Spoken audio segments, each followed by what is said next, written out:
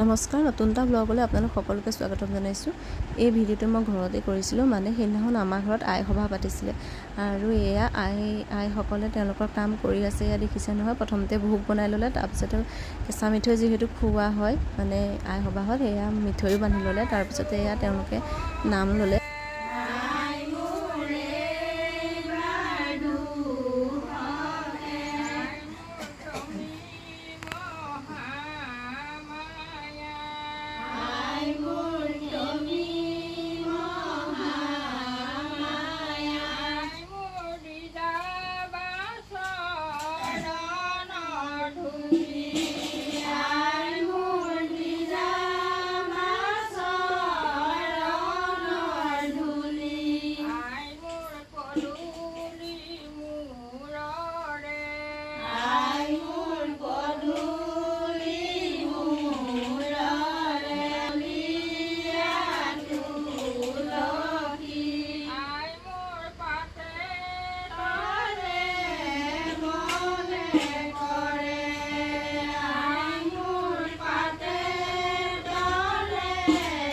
আৰু ইয়াত শুনিছেই নহয়, আইসকলে ধুনীয়াকৈ তেওঁলোকৰ নাম লৈ আছে।